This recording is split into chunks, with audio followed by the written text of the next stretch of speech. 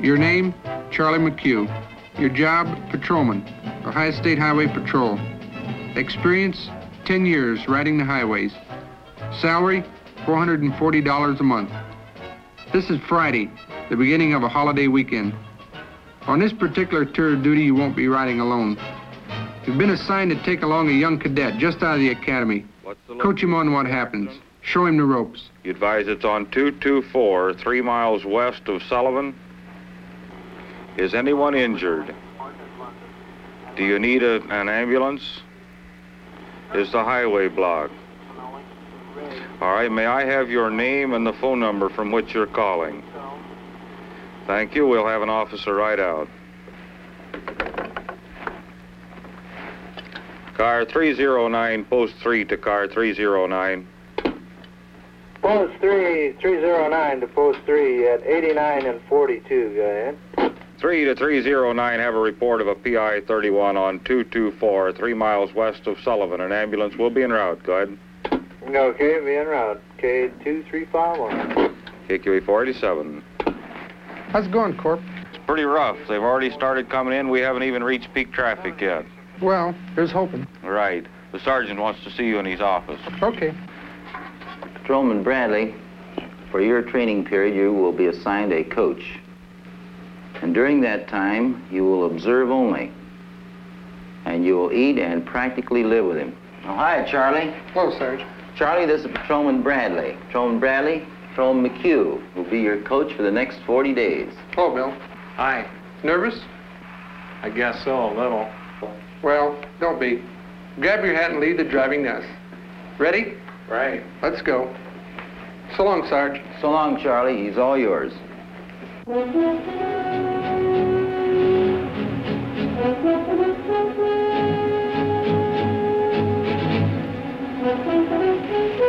at them all. Where do you think they're going, Bill? Oh, to the lakes, mountains, back home to visit the folks. Everywhere, I guess.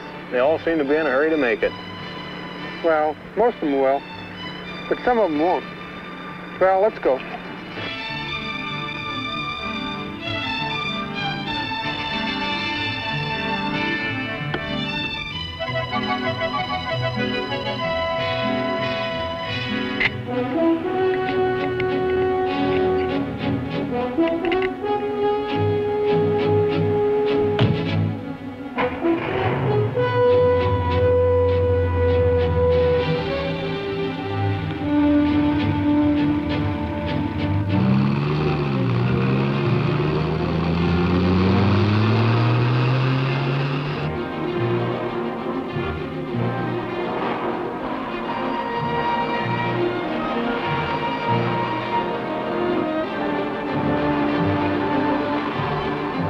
Car 320 calling post 3. Go ahead, 320.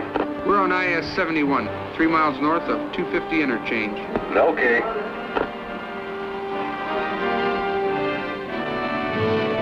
For an hour, nothing. All quiet. And you begin to hope that maybe this will be one of those freak days. Maybe it'll stay this way, but you know better.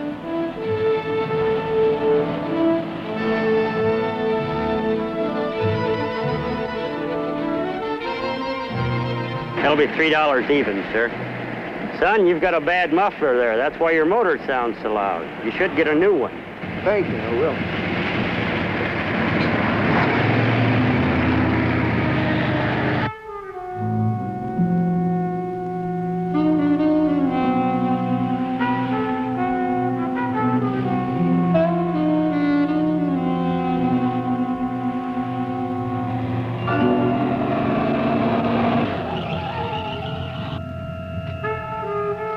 Steve, are you okay? Sure, I'm okay. Yeah, but you just missed a stop sign. I saw it. Steve, we didn't get much sleep last night, and you've been driving all day. Maybe we ought to stop off for a while or something. Forget it. I said I'd make Columbus by night, and I'm gonna make it.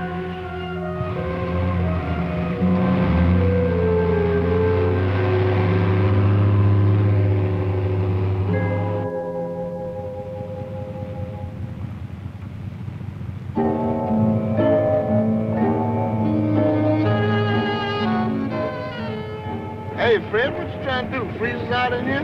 Roll up the window, will you?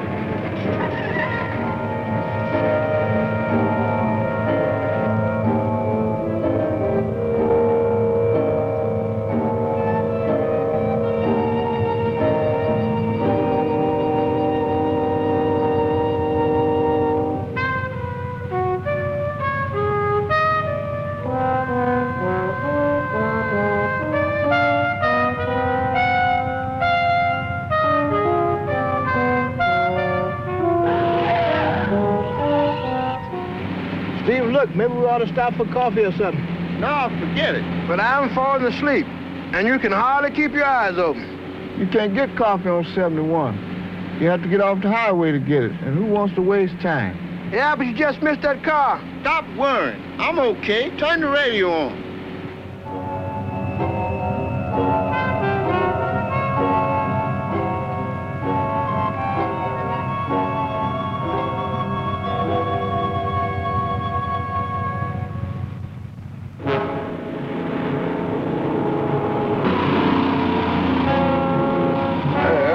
Yeah. Wonder what's wrong with that lame brain behind us. He's coming up on us pretty fast.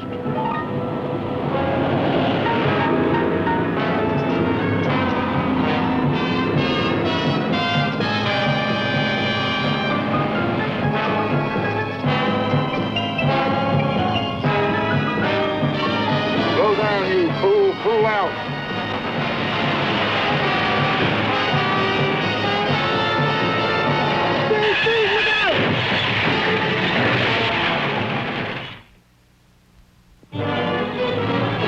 All of a sudden, we got it. From the dispatcher, loud and clear. Signal 30, Highway 71, 2 miles north of the Ashland-Richland County line. Car and truck collision, 2 dead. Car 320, okay. On our way.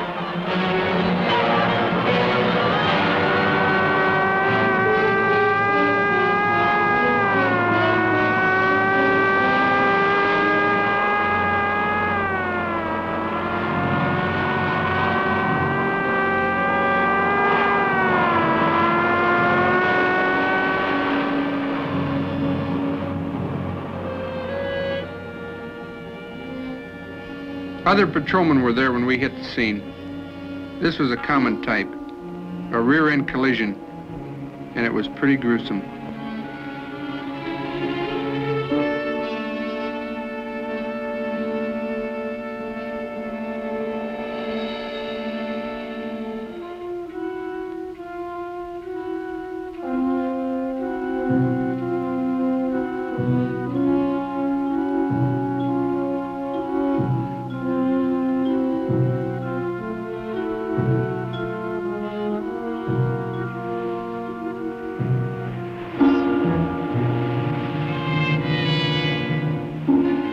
Bill looked pretty sick, and you, Charlie McHugh, couldn't blame him. The thing to do now was try to ascertain the cause.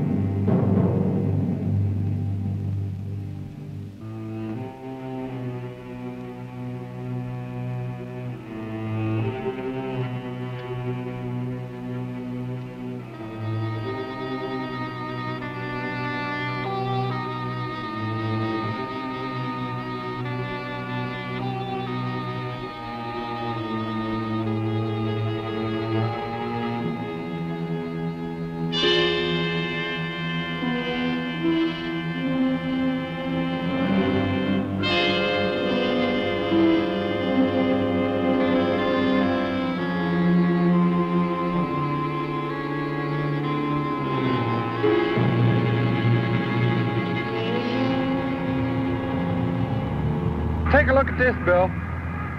Broken muffler. And they had their car windows closed tight. What does that mean to you? All those gas exhaust fumes coming up through the floorboard, the driver probably fell asleep. That's the way it figures. The driver of the truck said they just kept coming. Plowed right into his rear end without slackening their speed. You know, if those two guys had stopped to take a rest or get a cup of coffee somewhere, they might still be alive. Well, let's go. Nothing more we can do here. You fall asleep driving a car, and then it happens. You never wake up.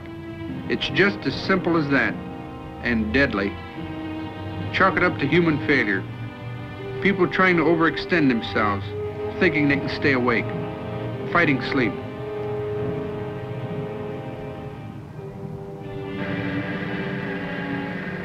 Boy, that's a hard one to take. Forget it. I've been at this business 10 years and haven't got used to it yet. 320, post 3, signal 2 from that signal 30.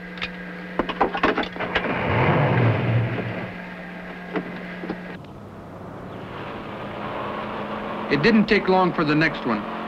This one was a PI signal 31, personal injury. The place, Route 71 again, near Ashland.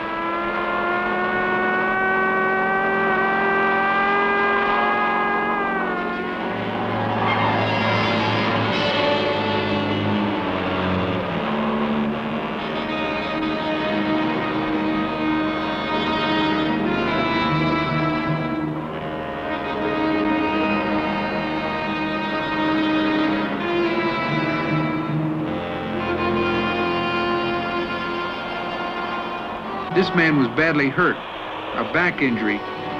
He'd been thrown clear out of his car, yet the car was almost undamaged.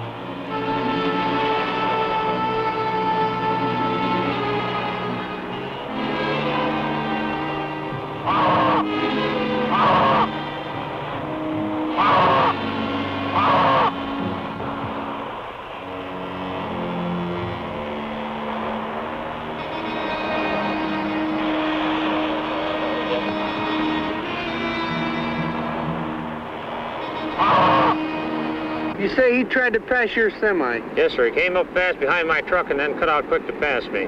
What happened then? He just went around and lost control. Any idea why? I don't have any idea.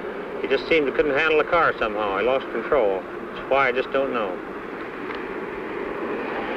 All right, I guess that's all for now. Loss of control, that can mean anything. He could have blacked out for an instant. He might have been dreaming or going too fast.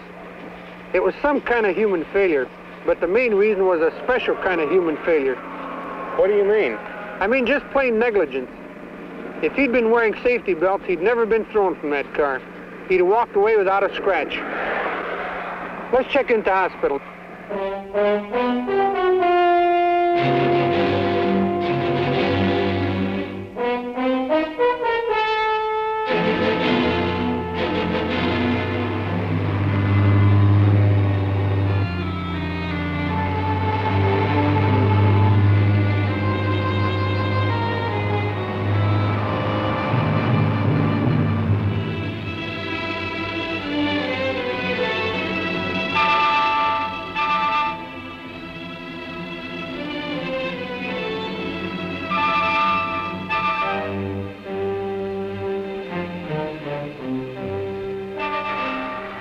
How is he, Doctor?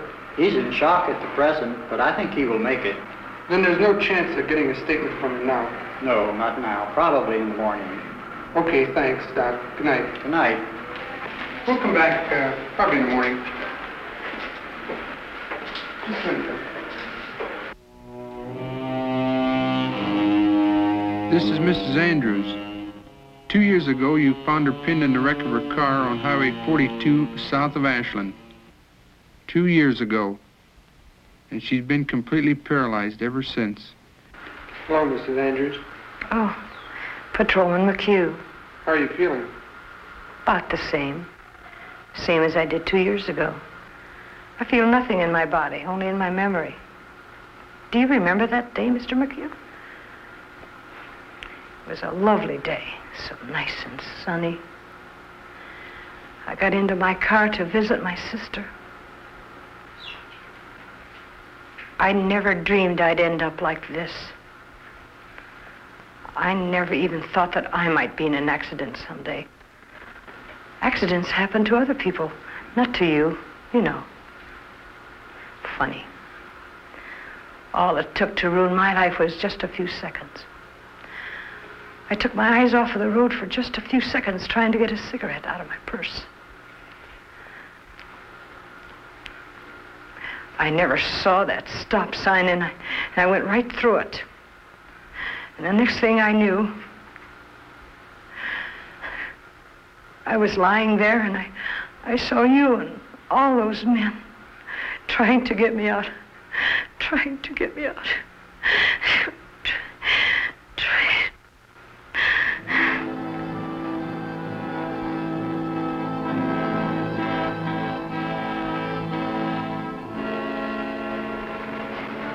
That's all it ever takes, just a few seconds. Just a few seconds. And right about the time you and Bill Bradley were leaving the hospital, death was riding down the highway.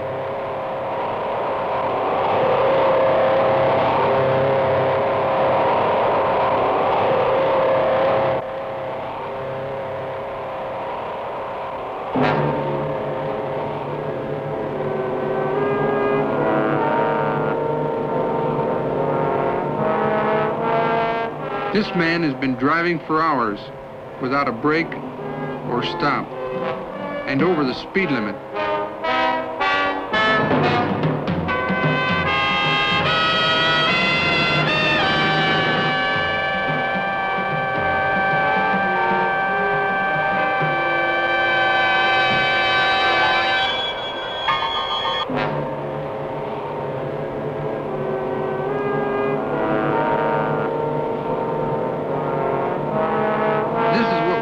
Highway hypnosis. The senses become dulled. You drive in a kind of a trance, and you don't see what you're supposed to see.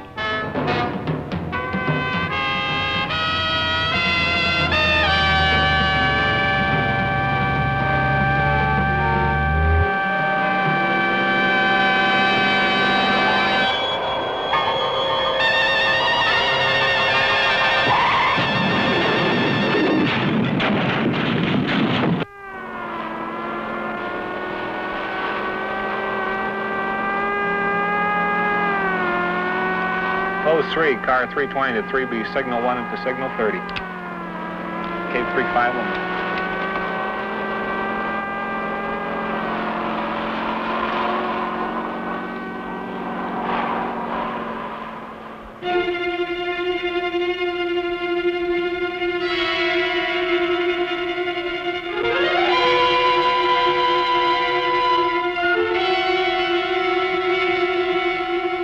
The truck had demolished the car, and the two kids inside never really knew what hit them.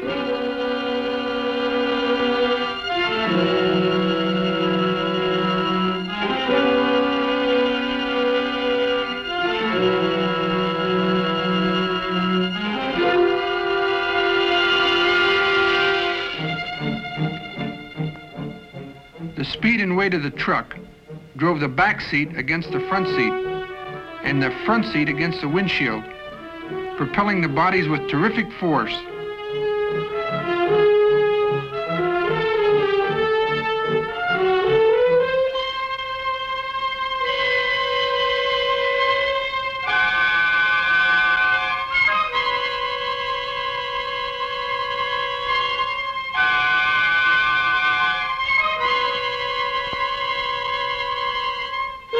The car chassis was crushed and shoved beneath the gigantic fore wheels and back wheels of the truck cab.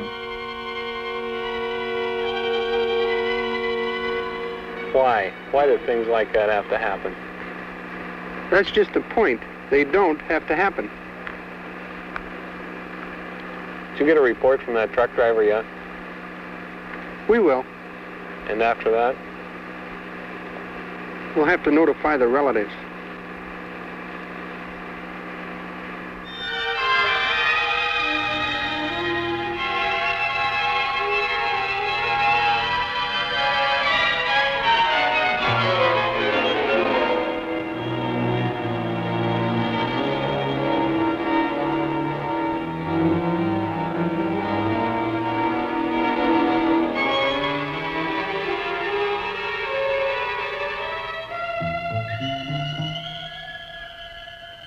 This is the part you hate. This is the worst. You always try to break it gently. Well, why are you asking all these questions about my daughter? I'm sorry, but there's been an accident. An accident? What kind of an accident?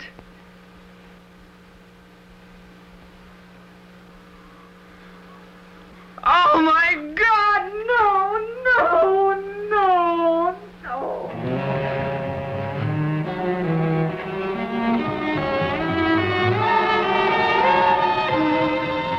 The night wears on, and you hope maybe this will be all, the end of it. But no.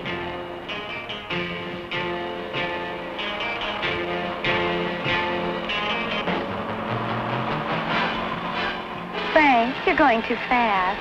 Relax, relax. The speed limit's 25. I know, but everybody goes over the speed limit a little bit. Oh, Frank, please slow down. You don't know this road. Look, just let me drive, will you? Just sit back and let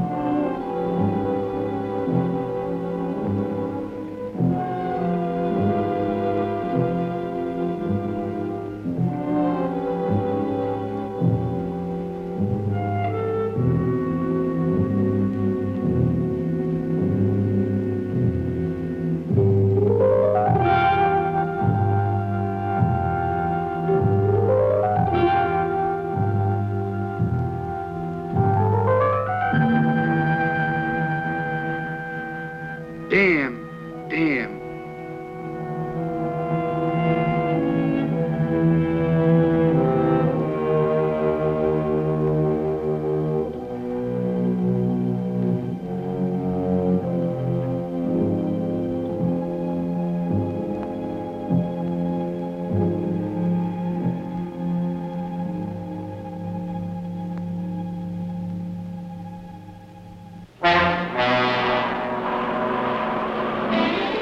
It is morning, and your tour of duty is done.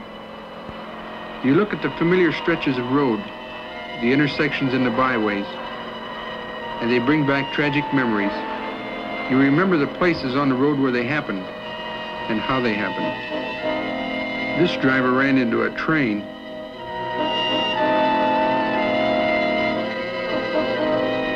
This one was a head-on collision.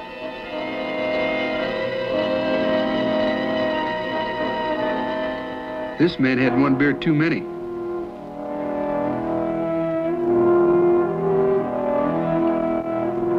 This one figured he could get an extra 1,000 miles out of a worn tire.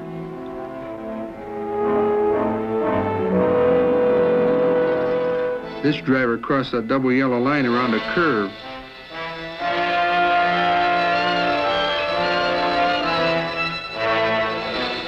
Some were murdered, some murderers. They didn't really drive cars, they were aiming deadly weapons.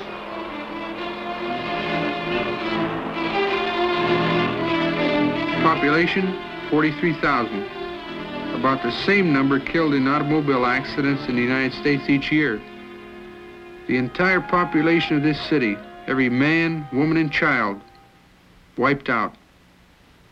And you try to imagine how it would look, how it would be.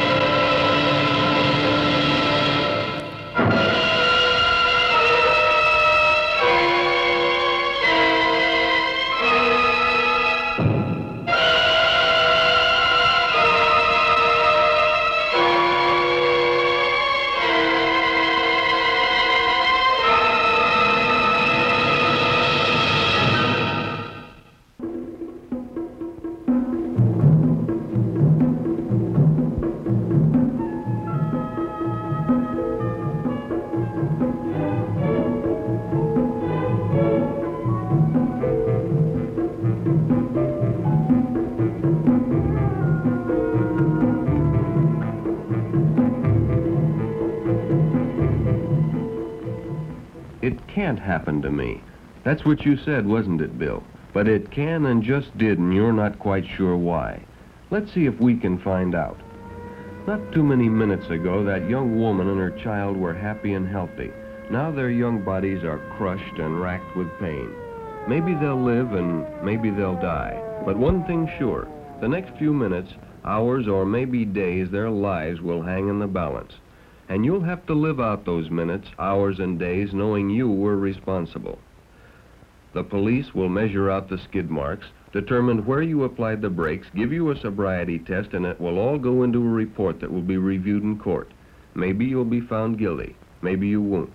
But you'll never outlive the memory of waiting to find out if the mother and daughter will live or die. Then the police are at you with questions. Where had you been? Had you been drinking? Would you submit to a sobriety test? Sure, why not? After all, you'd only had a few beers. You're not drunk. Of course you're not drunk, not in the common sense of the word, but your driving ability was measurably impaired. How could it be? You feel fine. But what you didn't know was that it only takes a few beers to take the keen edge off your driving performance and slow your reaction time. You see, alcohol is not a stimulant, it's a sedative, a depressant. Oh, sure, the first few drinks make you feel more alive and responsive, but actually, as the alcohol enters the bloodstream, it slows down normal operation of the heart and nerve centers and depresses the inhibitory mechanisms of the brain. It removes inhibitions and social restraints. This is what gives us the feeling of stimulation. You have more assurance, but less self-control, and this is when the danger begins. You get a Superman complex behind the wheel at the very time when your driving skill and mental outlook have been seriously damaged. When ethyl alcohol, which is the foundation of all liquor, enters the circulatory system through the stomach, it's oxidized by the liver and turned into heat energy in the form of calories. Unfortunately, the liver can only process about 3/8 of an ounce of alcohol per hour. That's about the amount in 3/4 of a shot glass of whiskey or a short beer. When more alcohol is taken, the liver is unable to process it, and it passes into the bloodstream and is carried to all parts of the body. As the percentage of alcohol begins to build up in the bloodstream, the first part of your nervous system to be affected is your judgment center, located in the frontal lobe of the brain. This is the area of the brain that determines right from wrong. The alcohol works as an anesthetic, and we adopt a "I don't care" or "sure I can make it" attitude. We contemplate stupid things like passing on a curve or a hill. We become easily exasperated by the driver we feel isn't going fast enough, and we take chances we wouldn't ordinarily take to pass him. True enough, we're not drunk, at least not legally drunk. By that we mean our blood alcohol content is still below the 0.15% considered by law to be legally intoxicated. But those few beers we had can reduce our driving ability as much as 25 to 40%. A report by the American Medical Association clearly showed that 2 shots of 100 proof whiskey or 2 12-ounce bottles of beer can inject a dangerous amount of alcohol into our system if we're driving. And the worst part is that we probably aren't aware of it. Even an hour after having a couple of beers, our reaction time to light signals can be reduced as much as 6%. In another test, it was shown that after a 3-ounce drink, it took as much as 12 seconds for a person to regain his normal sight after being blinded by the lights of an oncoming car. At 60 miles an hour, that would be over 1,000 feet, or 1/5 of a mile of blind driving. Alcohol sometimes causes visual distortion, too. Things become blurred and indistinct. Another problem which often goes unnoticed by the driver but is no less dangerous is tunnel vision. Tunnel vision is a phenomenon where your field of vision becomes increasingly narrow. That is, your periphery or side vision is decreased. This makes you vulnerable to cross traffic and is often the cause of sideswipe or intersection accidents. The National Safety Council says that 2 normal cocktails or 4 beers can reduce visual acuity as much as wearing dark glasses at night. Now, only a fool would drive at night wearing dark glasses, but nobody thinks much about driving after 4 beers. The effect of alcohol on vision is particularly serious because 90% of the driving decisions we make are based on how well we see. So if you must drive, don't drink. If you do drink and must drive, wait. Let the effects of the alcohol wear off. A good rule of thumb: wait 1 hour for each bottle of beer or each ounce of whiskey. The more alcohol you take, the longer you should wait until it is safe to drive. Because the danger of having an accident increases with the amount of alcohol in your system. For instance, under identical driving conditions, a person with 0.05% alcohol in his blood, that's about 2 drinks or a few beers, is twice as likely to have an accident as a person with no alcohol in his blood.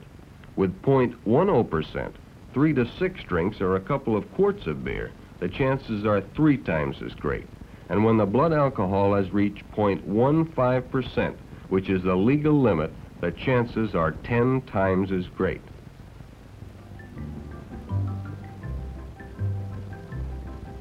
A common misapprehension of the drinking driver is that when he first drinks, that is, during the absorption period, as it's sometimes referred to, the individual readily feels the effects of the alcohol. But during the wearing off period, he becomes less aware of these effects and deludes himself into thinking he is sober. But he is falsely comparing his maximum feeling of intoxication with his beginning feeling of sobriety.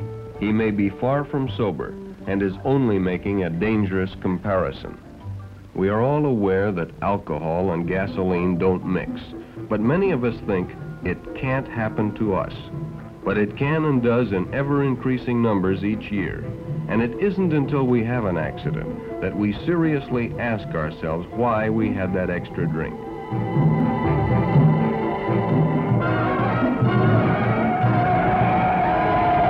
We all find excuses for drinking. Bills weren't so different from the rest. A need to belong, a desire to go along with the group, try something new. It may start innocently enough, a few beers with the gang. It is a social custom of our time. But today that social custom is invading our society at a younger age than ever before. The few drinks that the social drinker may take don't seem to present a serious danger. But the trouble with drinking and driving is that it is always too late when the emergency arises and our reactions are too slow to avoid disaster. It is readily agreed by authorities and tests that driving skills are to a degree a matter of habit, built up over long periods of practice. It has also been proven that the latest driving skills mastered are the first to go when under the influence of liquor. Therefore, the older, more experienced driver is less likely to have his skills seriously impaired than the younger, less experienced driver.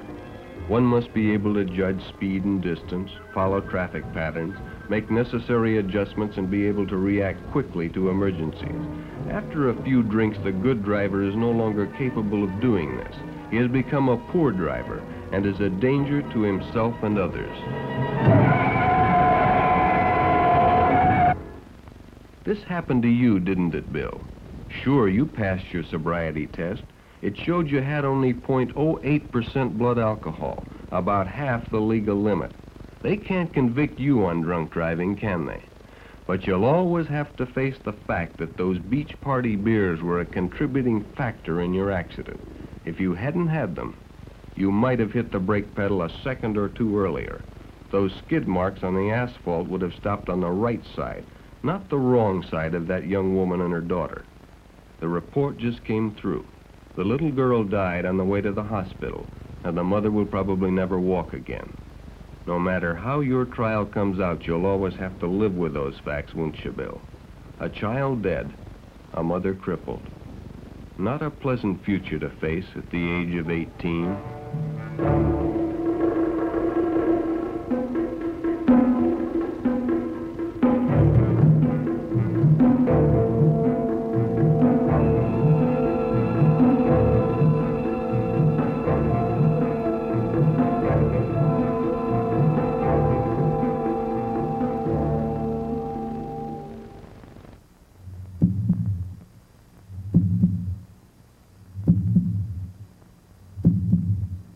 Here we find the highly qualified people and specialized equipment to treat injuries and disease.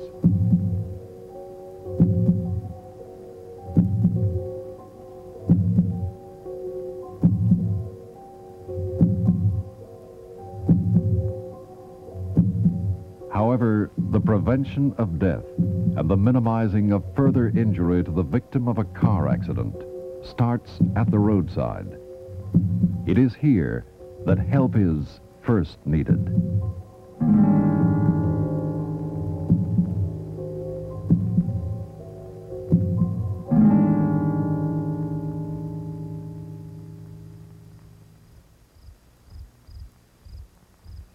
At the scene of an accident, help is very often you. The more knowledgeable yous there are, the more lives will be saved, the less suffering will be endured.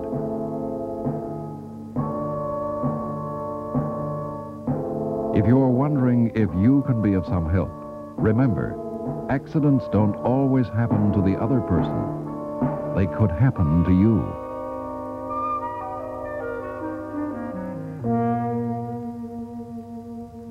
Help is wanting to learn the basics of first aid and putting them into practice. All more or less inquisitive. That's why you'll find the curious onlooker at the scene of an accident.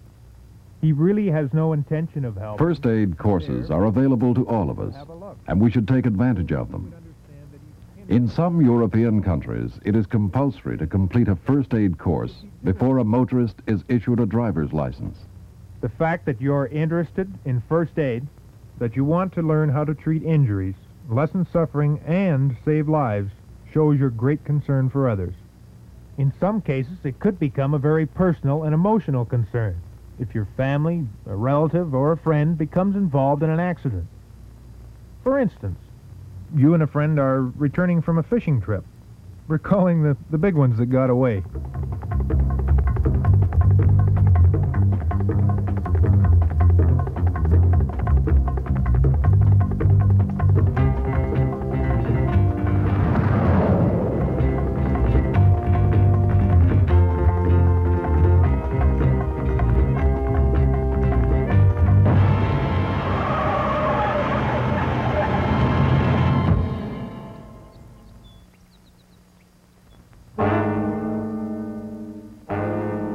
Seatbelt can protect you from serious injury and death.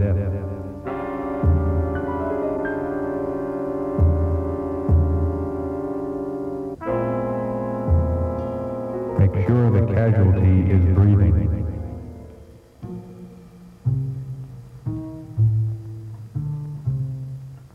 Check for possible broken bones.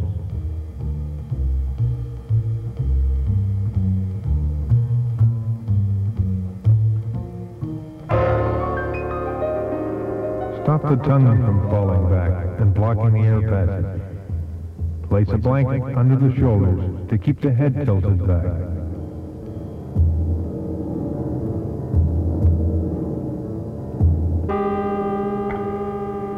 Go ahead, XAH 41.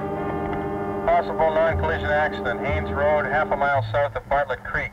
Extent of injuries and damage unknown. Investigate and report, 10-4.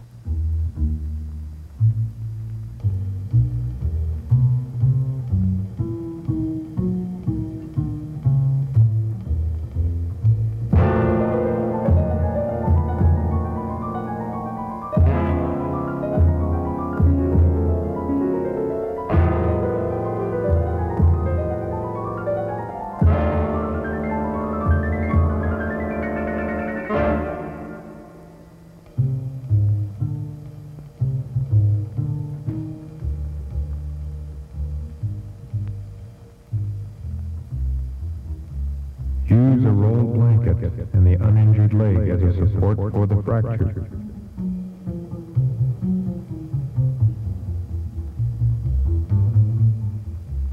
Tie the splint with a belt, pieces of a shirt, a necktie, a rope.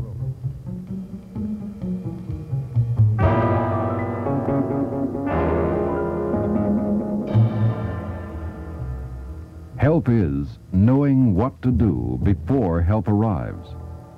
Your knowledge of first aid may be the difference between life and death.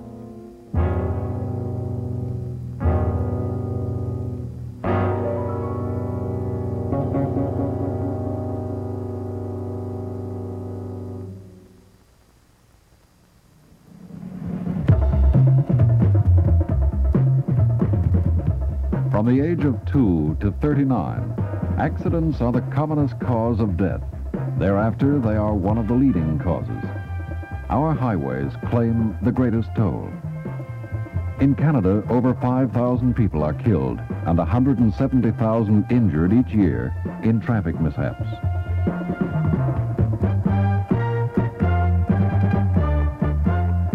Over the years, we have done much to assure the motorist of a safe, pleasurable journey. We've improved our highways.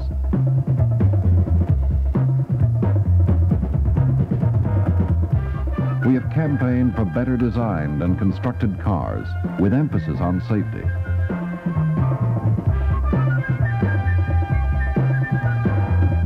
And we are striving to improve our ambulance services.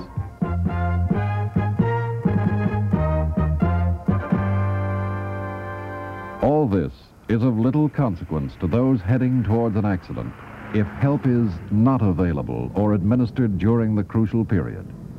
That period which starts with the accident and ends when the ambulance arrives.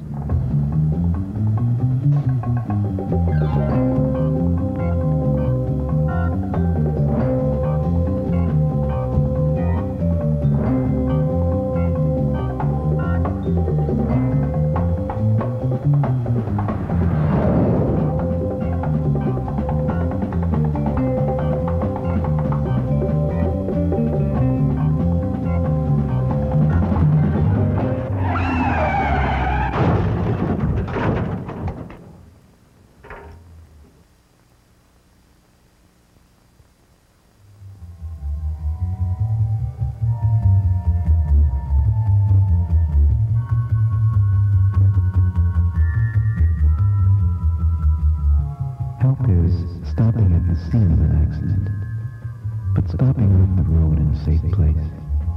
Do not create a further hazard. Survey the accident scene to determine who requires help first.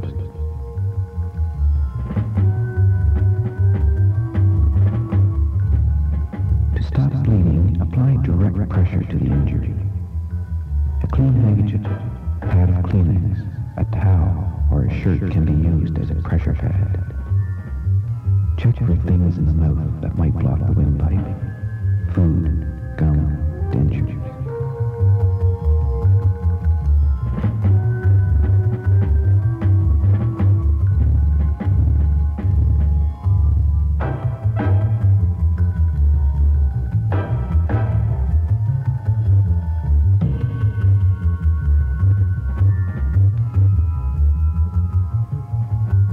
Help is making sure someone has gone to notify the police and call for an ambulance. Avoid the possibility of a further injury. Post flagmen to warn approaching motorists of the danger.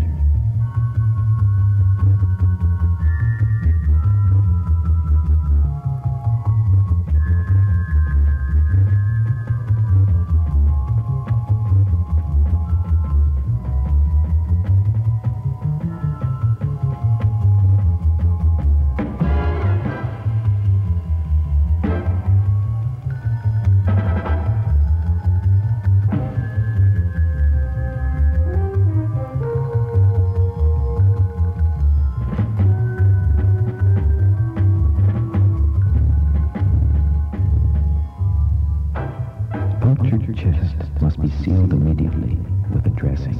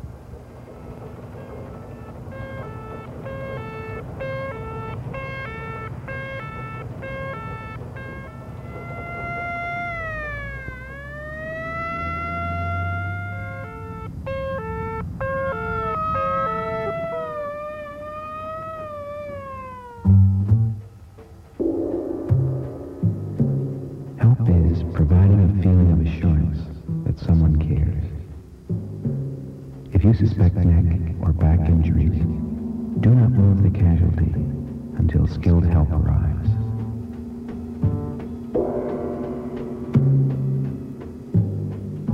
Replace the handkerchief with a pressure bandage if one is available.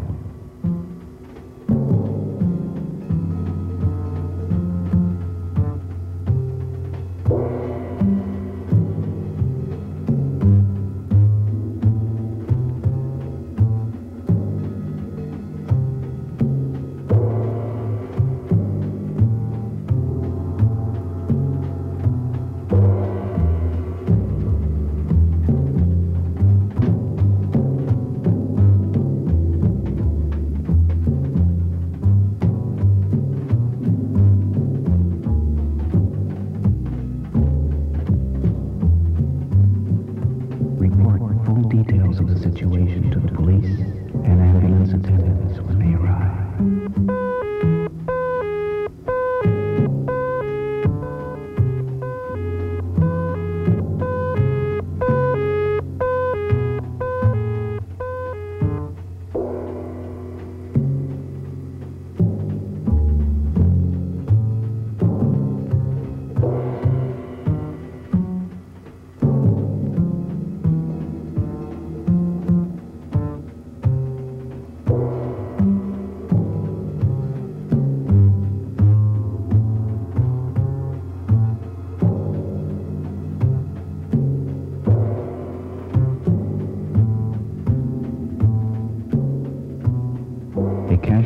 Suffering back injuries is removed from the wreck and transported on a spine board.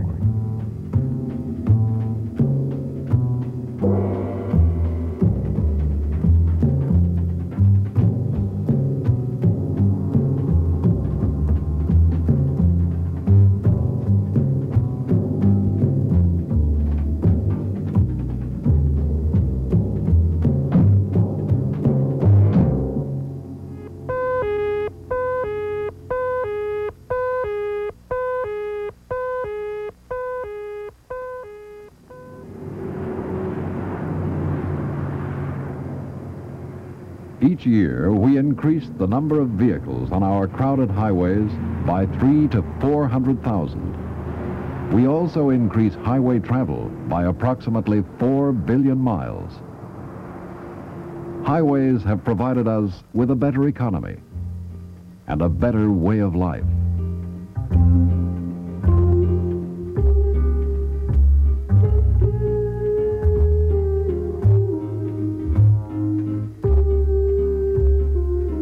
However, this progress has increased road accidents, making it more imperative for you and I to stop and help those involved.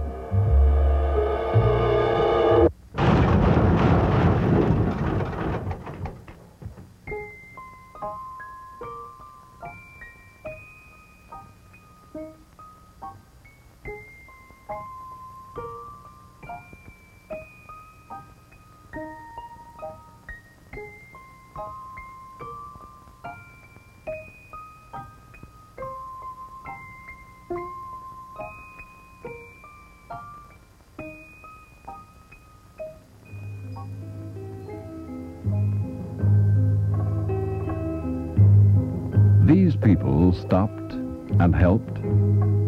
How about you? Will you learn how to check and maintain breathing? Control bleeding? Care for the unconscious? For these are the essential life-saving procedures. Everyone has a moral obligation to learn, to know first aid. That's what help is.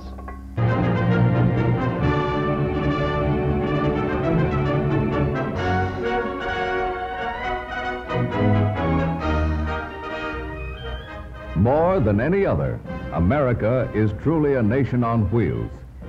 For example, more than 7,000 cars have been counted in a single hour at the Leif Erikson Bridge in downtown Chicago.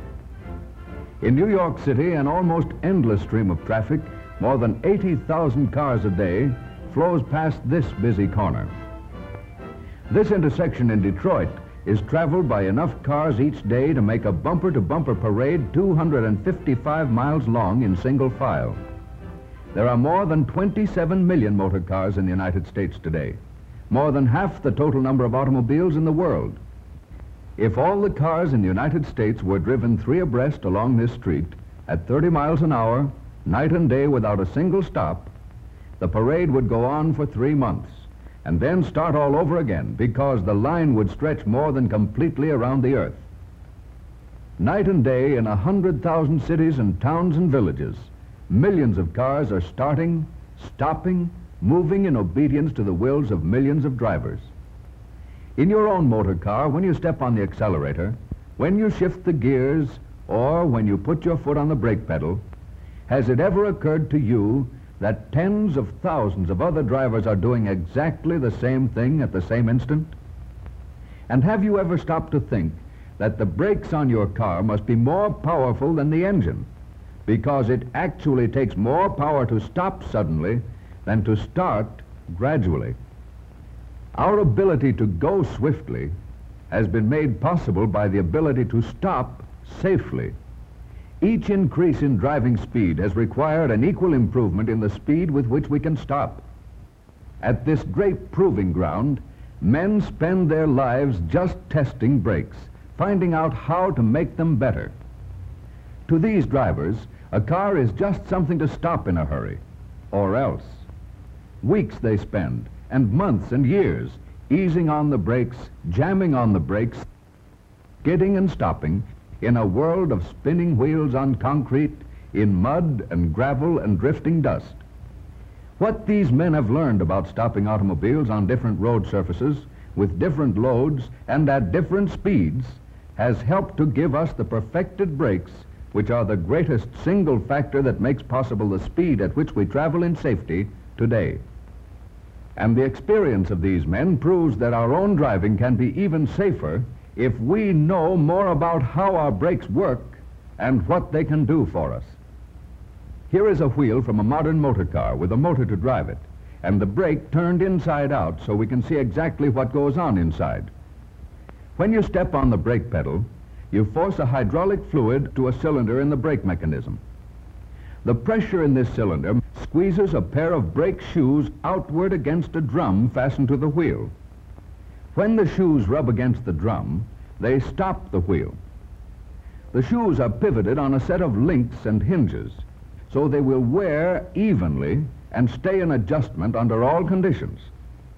Due to the link arrangement, the rotation of the drum forces the shoes into tighter contact, with much less effort on the part of the driver. With these perfected hydraulic brakes, we can stop in the shortest possible time, regardless of the condition of the road and our speed. Naturally, we can stop more quickly on a clean, dry surface than on a wet, slippery one. If the wheels are completely stopped, they lose their grip on the road and the car may skid. Under any conditions, we can make the shortest stop when the wheels are allowed to turn just enough to keep their grip on the road. Now here is a test to show the effect of driving speeds on the stops we can make. Mounted on the running board of a car is this gun, connected so that it will drive a steel dart into a plank to mark the road at the instant the brakes are applied. The road is dry and clean, so the wheels can get a good grip on it.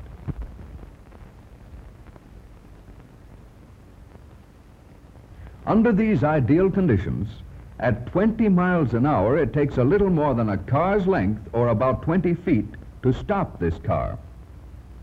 To stop with safety at 30 miles an hour, we need more than twice as much room.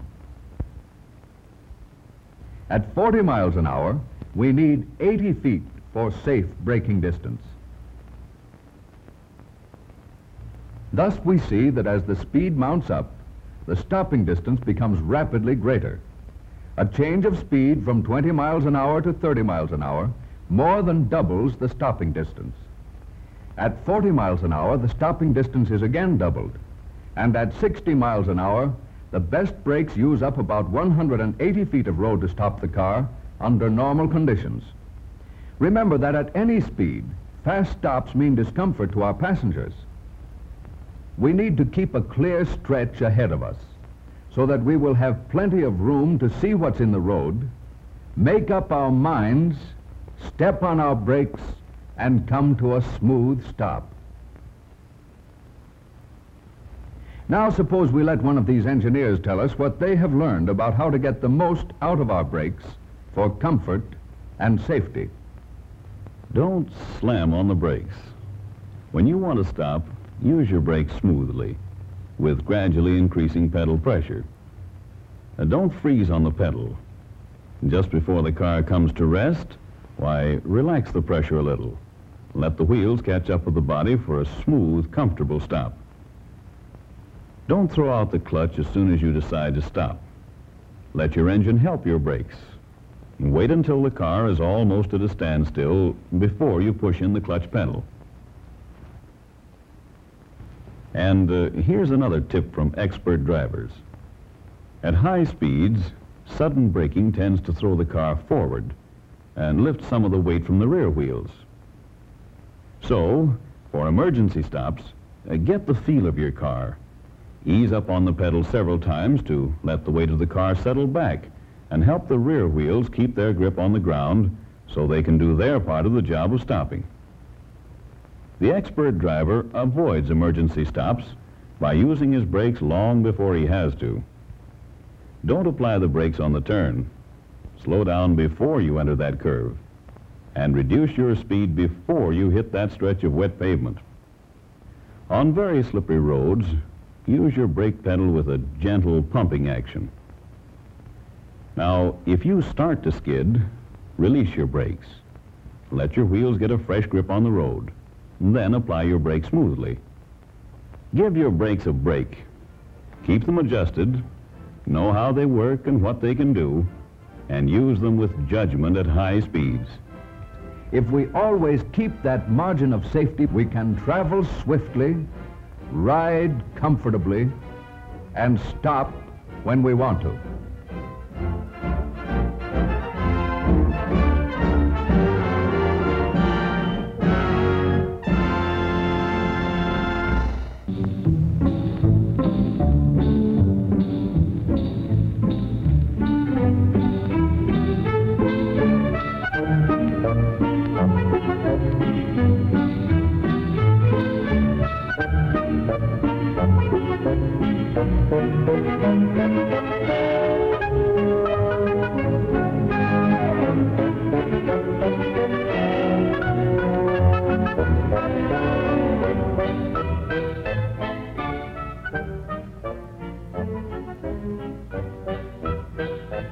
This is our traffic safety class. Today we are going to have a demonstration. I am the safety teacher holding the microphone. Now you have all heard people say, "Oh, I've got good brakes. I can stop on a dime." Well, people who say that are wrong. The truth is you can't stop on a dime, and we're going to show you why. But we need your help. Will those who want to help Officer Harrison please raise their hands? Well, let's take Susie and Joe. They're going to help us all learn a very important safety lesson. First, Joe is going to show us whether he can stop on a dime. Officer Harrison is telling Joe when I give the signal, he should start running. When he hears Officer Harrison blow his whistle, he should stop as quickly as he can. Are you ready? Go!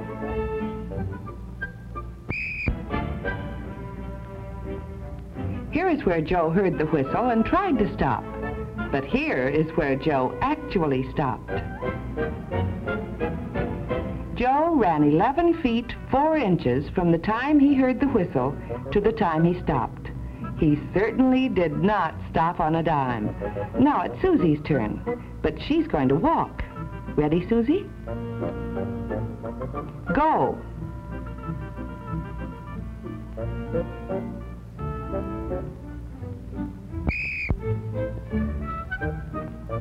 No, Susie didn't stop on a dime, but she did stop much faster than Joe. From the time she heard the whistle to the time she stopped, Susie moved only 3 feet 6 inches. Now we can all see why it is safer to walk than to run, because we can stop faster. And it's something all of us should remember when we cross a real street. Never run like Gary, but always walk like Jill. Then you'll have plenty of time to stop. And another thing, never cross a street in the middle of a green light. Why? Because it may change to yellow before you get all the way across. Always wait for a new green light. Then look to your left, to your right, back to your left. Then you can walk all the way across safely without hurrying. Here on a real street, Gary and Jill have a green light, but they don't start to cross. They're smart. They don't want to get caught in the middle of the street when the light changes.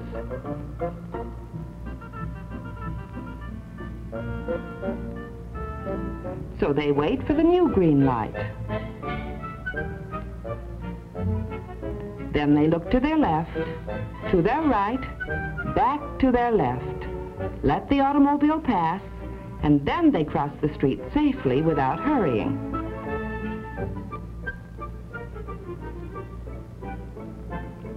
Some boys and girls who ride bicycles think that because they have the finest mechanical brakes, that they can stop on a dime.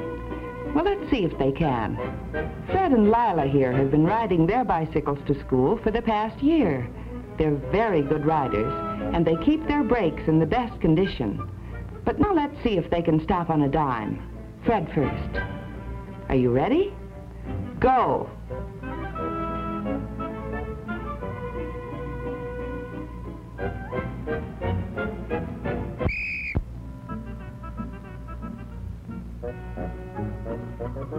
Now, let's see. From the time Fred heard the whistle to the time he put on his brake, he rode 8 feet 2 inches. This distance we call the thinking distance. It is the distance he rode from the time he heard the whistle to the time he put on his brake. 8 feet 2 inches. But there is also the stopping distance. After the brake was on, the bike traveled 12 feet 4 inches. Altogether, he traveled 20 feet 6 inches. Now here comes Lila.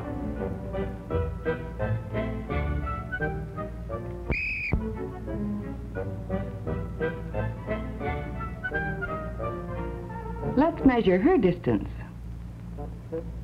From the time she heard the whistle to the time she put on her brake, Lila rode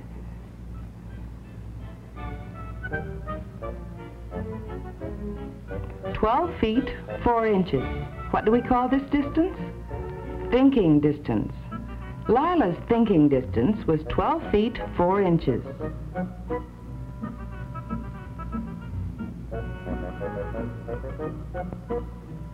And her stopping distance was 16 feet 3 inches.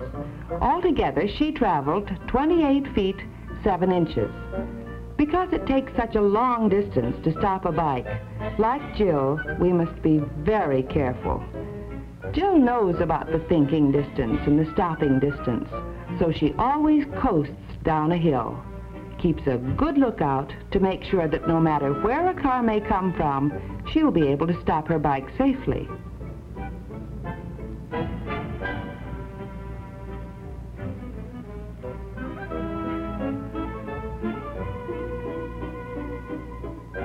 Now, Officer Harrison is going to show us something that everybody should know about automobiles.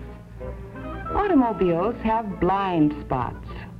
Now, if you lean forward just a little, Officer Harrison will point out an automobile blind spot. There's one.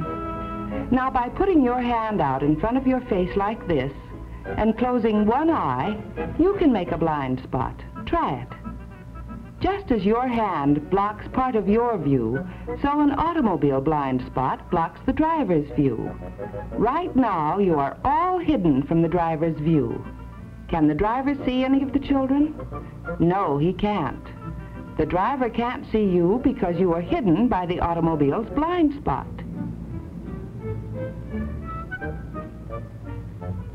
Now, if you'll walk forward, the driver can see you.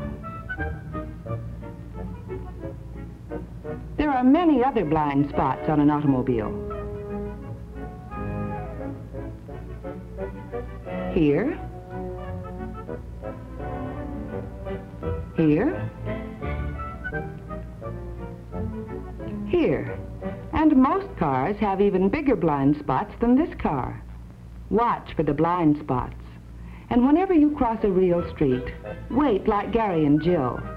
They see the blind spot on the car, and they know that the driver may not see them, so they wait until the car goes by, then they cross the street safely. Here's the right way to cross traffic lanes.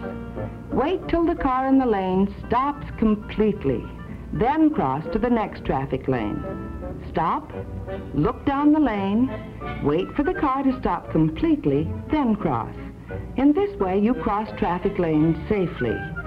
Remember, whenever you cross a real street, like Gary and Jill, stop and look down each traffic lane and wait for the car in each lane to stop completely, then cross. Do this for every traffic lane. And now let's see if a driver of an automobile can stop on a dime. Officer Harrison has put a detonator on the bumper of the car. A detonator is like a double-barreled shotgun. Here are 2 blank cartridges, one for each barrel. The detonator triggers inside the car, so Officer Harrison will sit beside the driver, and this time, instead of blowing his whistle to stop the car, he's going to press the trigger and set off the first cartridge. When the driver steps on his brake, that will set off the second cartridge. Now here they come at only 23 miles an hour.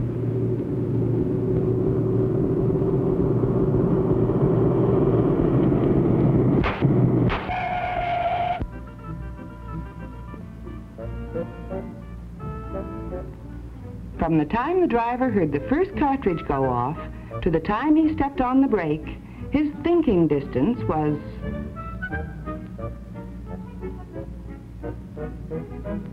23 feet 8 inches, and the stopping distance was 27 feet 7 inches.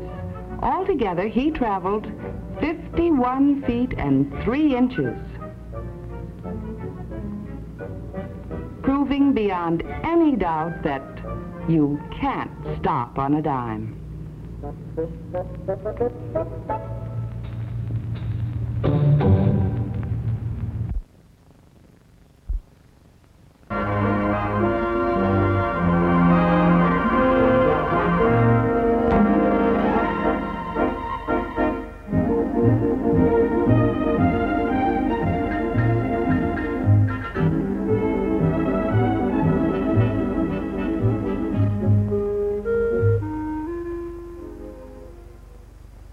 What this is, a limited access highway, which eliminates the 90-degree right angle intersections. Most new heavy volume highway systems are being built this way because right angle intersections at high speeds are dangerous. However, this type of roadway with its 90-degree intersections will always be with us. This means we, as professional drivers, have to know how to approach them, because accidents at intersections are one of our biggest problems. And that's what we're going to talk about in this film. Collisions with vehicles approaching at an angle. Now, we've tried to design the best signs and signals to standardize them in an attempt to regulate the flow of traffic at intersections. But there's still the human element. It's people who cause most of the angle accidents. You don't have my word for it. Here are some famous words. I mean famous last words, spoken just before the crash. I thought he was going to stop. Gangway, here I come. I had the right of way. It's attitudes like these that cause trouble. Now take this first one. There are guys who wouldn't trust their own mother with a nickel till her next payday. Yet they trust their lives to some driver they don't know from Adam.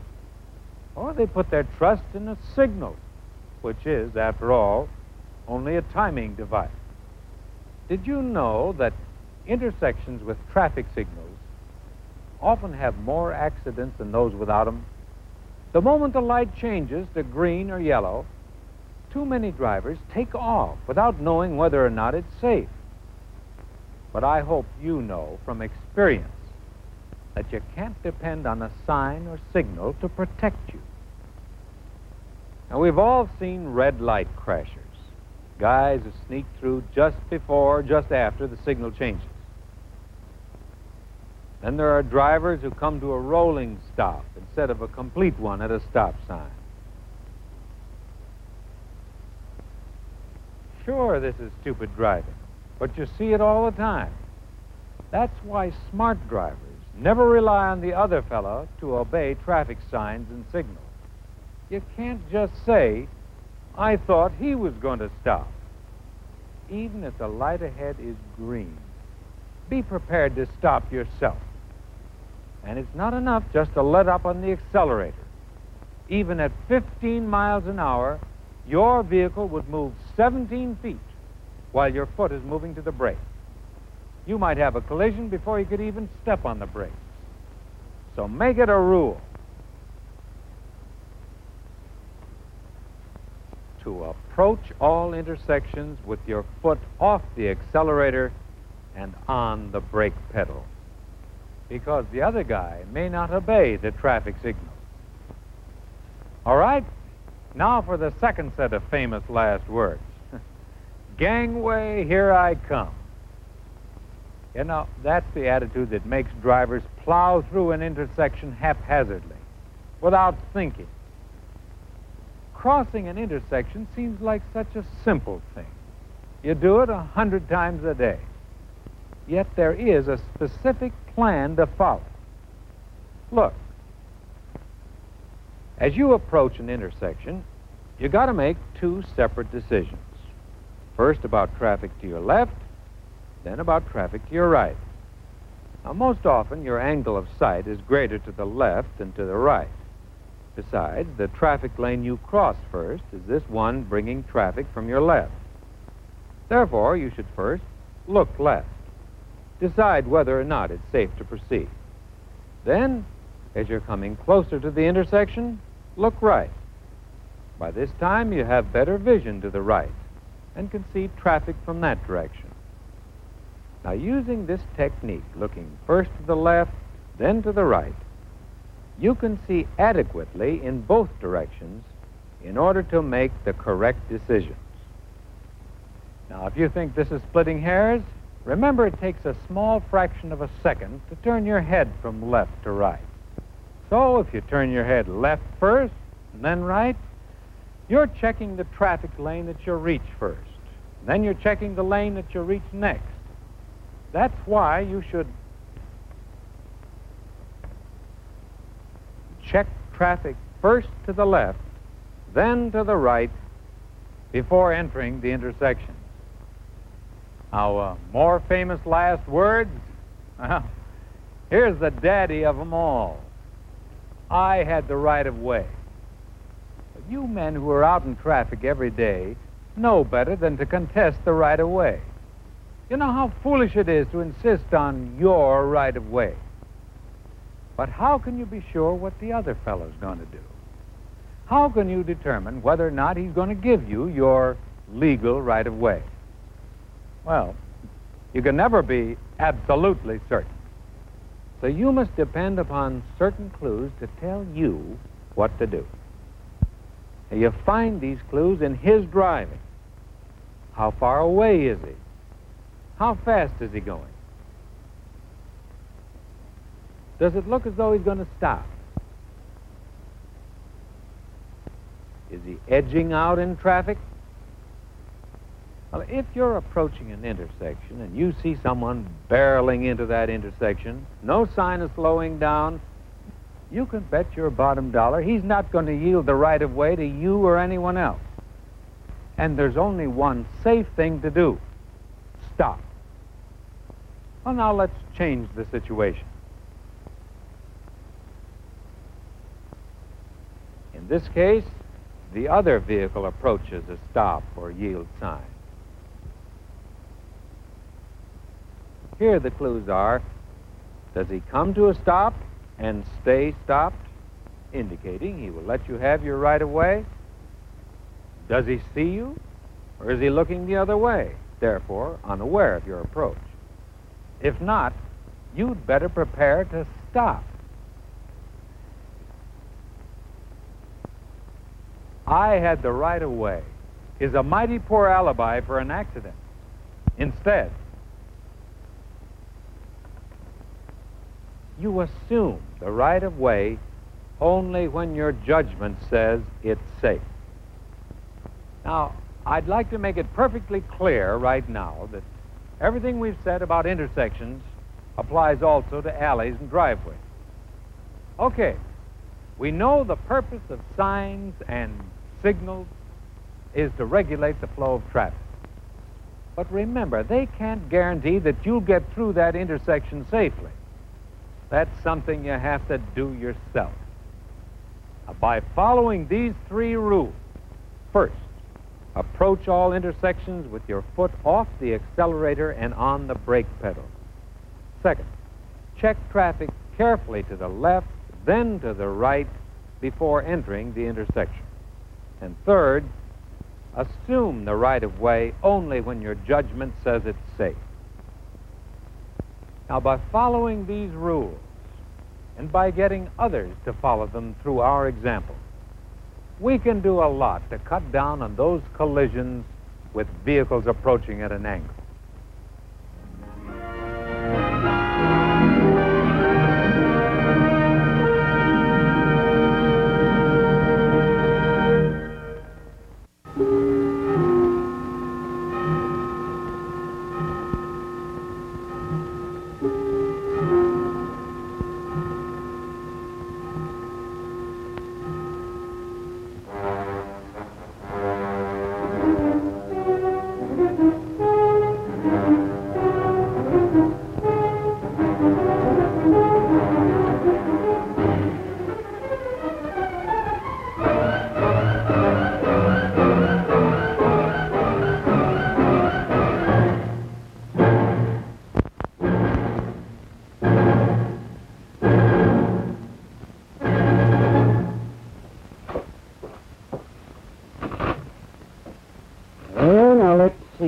That leaves us about 3 cents to go. How about some licorice? I don't like liquor. How much is that? Yeah, let's see. I'll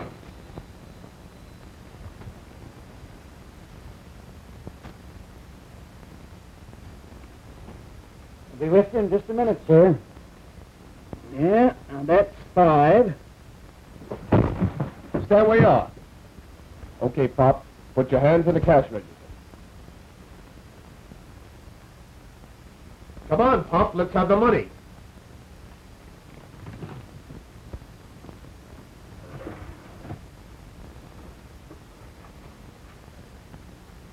It's only $14, but there's a little change.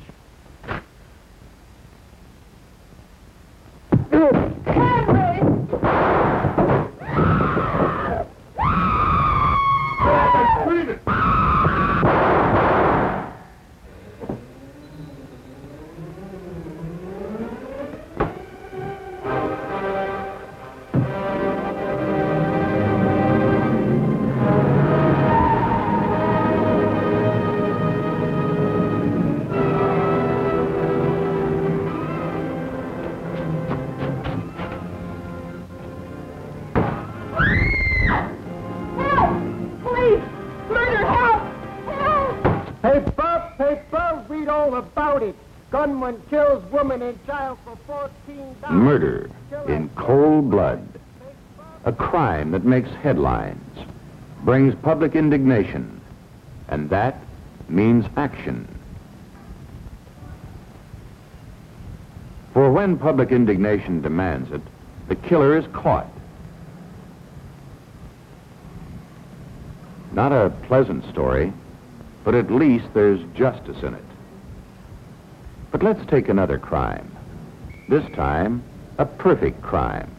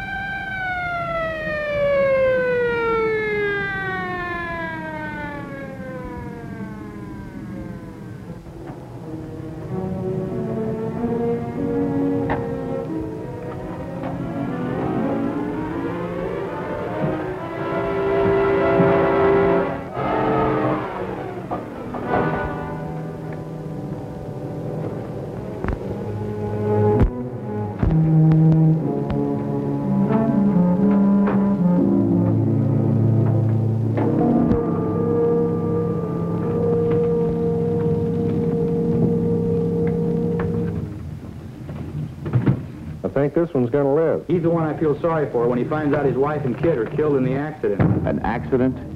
It was murder. But in this case, a perfect crime, because the public is not aroused.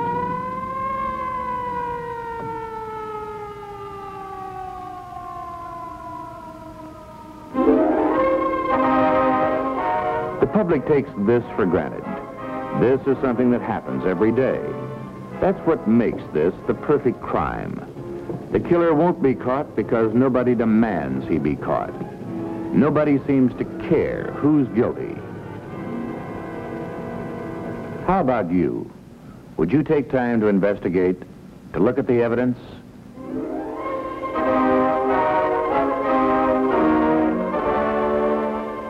Here it is, evidence of murder. The weapon, speed. The killer?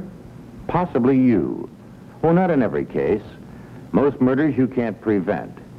Not as long as everybody has so handy a weapon. But what about this weapon called speed? What makes it so deadly? Obviously, too much of it. But what determines how much is too much? Many things. Take a stretch of road. Speed limit, 55 miles per hour. Of course, it could be anything, 25, 35. But since this is a pretty good stretch of road, let's say it's 55. This good citizen is doing 85. That may or may not be a deadly speed. But because 85 is faster than 55, at least it's illegal. But figures are tricky. This weapon called speed can change. Safe speed here, 55. Add a little rain, and 55 miles an hour can kill. The limit of safety drops to 45, or perhaps 25. So it's possible to obey the law, observe the speed limit, avoid getting arrested, but still commit murder.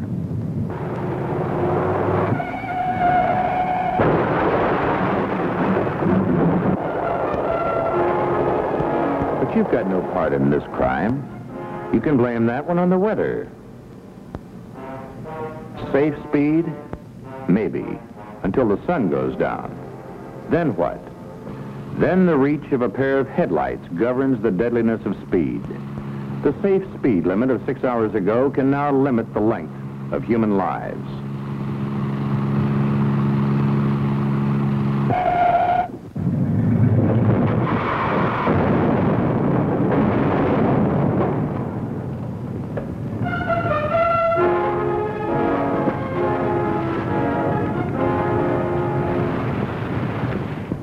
But this is no fault of yours.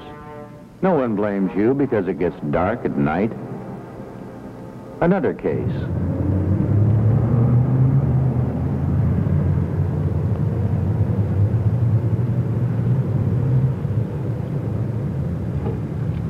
better let me take that tire off over there and check it for you. No. It's okay. Law-abiding citizen. A man who observes posted speed limits faithfully. But posted speeds are for cars that can be guided and controlled. 0 is the only safe speed for the car that suddenly runs wild.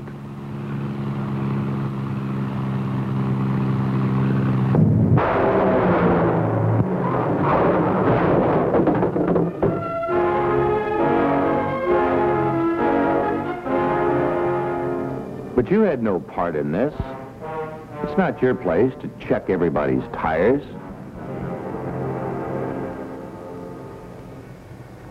Many things can turn speed into a lethal weapon. Among others, alcohol, a liquid that posts its own speed limit.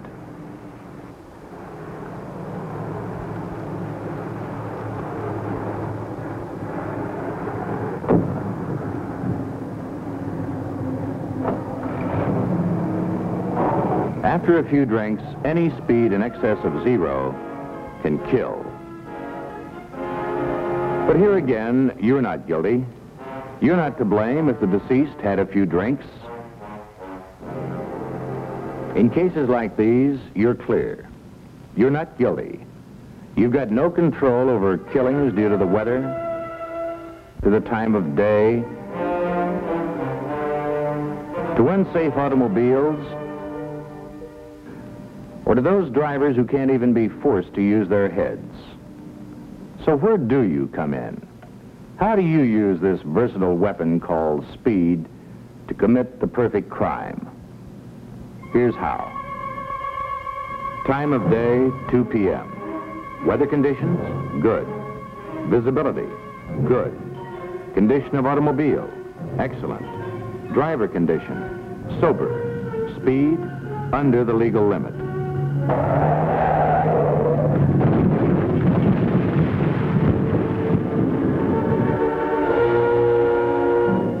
Murder, and a perfect crime.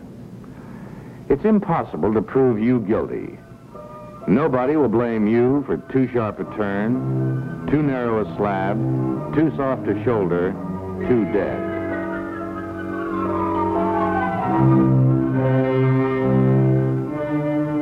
They may blame the road, the bad road that turns safe speed into a lethal weapon. But the crime is yours. Because a bad road is your responsibility. It's your fault. A road that kills does so because you let it be used. And maybe that's because you don't recognize a bad road for what it is. Oh, you can tell this one's not safe.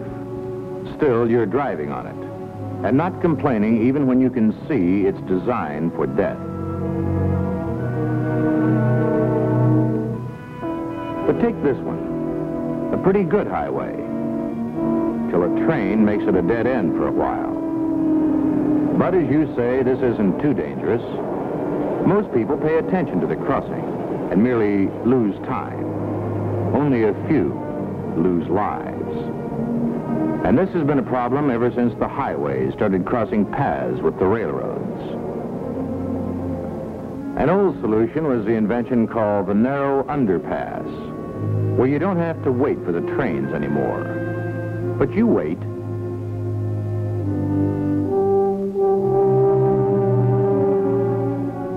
And as you say, highways sometimes have to cross each other. It's regrettable, of course, that crossing this way condemns so many to die. And this, too, will kill you. You or somebody else.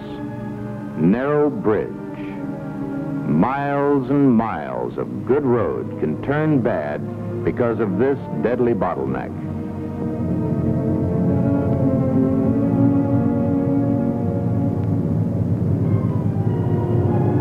The graceful S-turn, particularly beautiful in the spring, the view marred only occasionally by the broken bodies of those who thought it was a good, safe road. Not much to complain about here. At first glance, an excellent highway. And as you say, very few cars are wrecked here.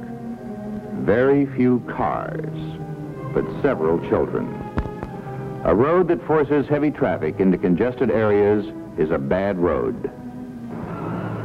But all roads aren't bad, and good ones like this have a record to prove they're worth the money. But do you know what can make this a bad road? Not over the years, but in minutes. Too much traffic. More cars than the road was designed to handle makes a bad road. So maybe the big superhighways alone can't solve our perfect crimes. They've got to be backed up by a whole network of good roads. Not only expressways and throughways, but also wide two-laners with good shoulders, underpasses and bridges that fit the roads, straight roads where it's possible with gradual grades, and wide, gentle curves properly marked where curves are necessary. Highways that bypass towns and schools.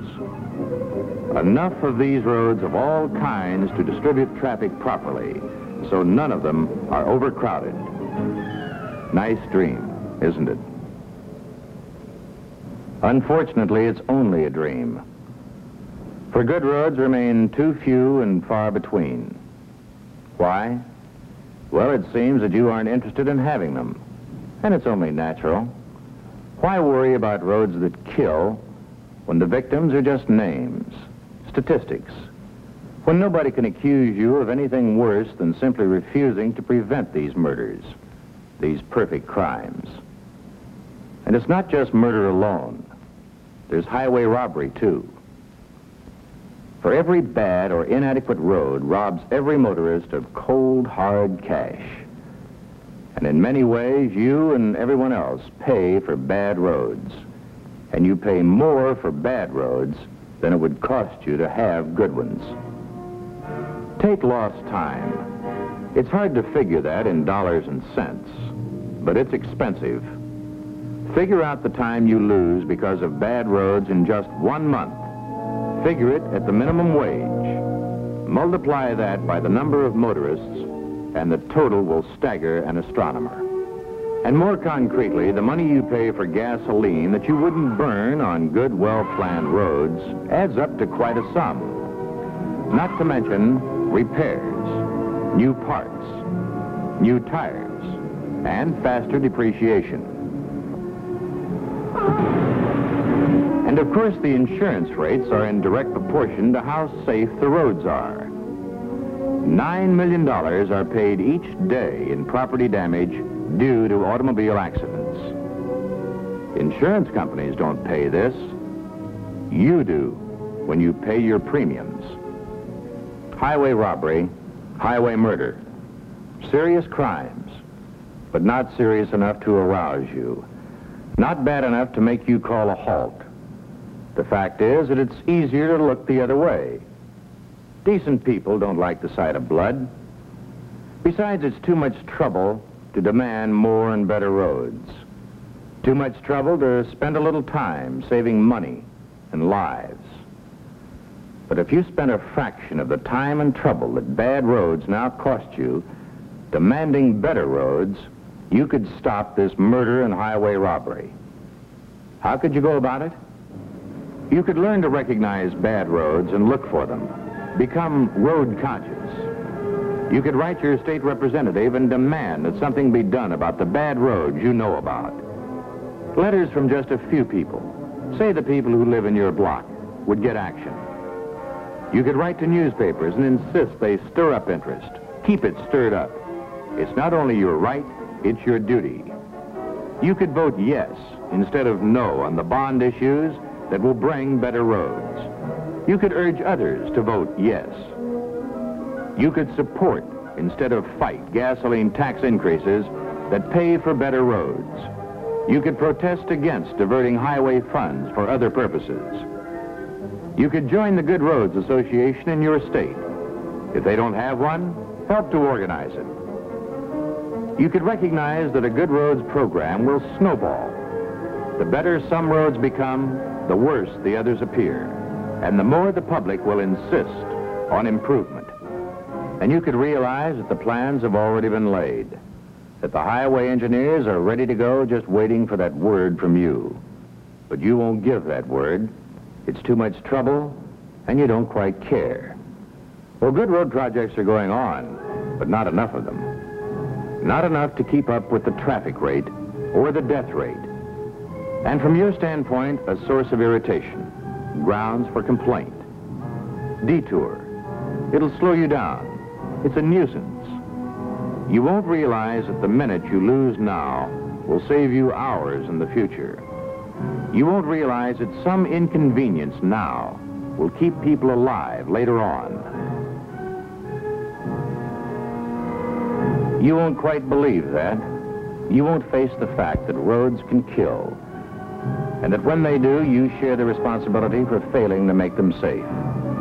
You share the guilt of murder. Your motive? Indifference, lack of concern.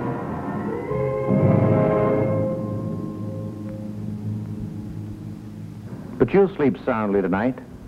They've got nothing on you, no matter how long the killing goes on. It needn't bother you, and it won't. Because the victims are just names to you, and you don't care about them. How do I know? Because you're just like I was. I didn't care. It was no concern of mine.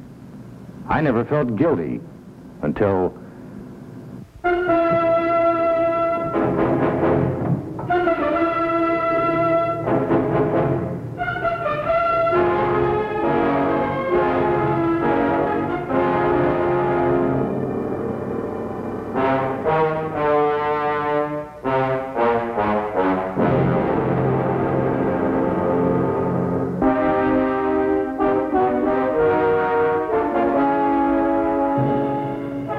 That's me. That's why I can talk. My wife and daughter died on a bad road. I killed them. You helped. But what good's a confession now?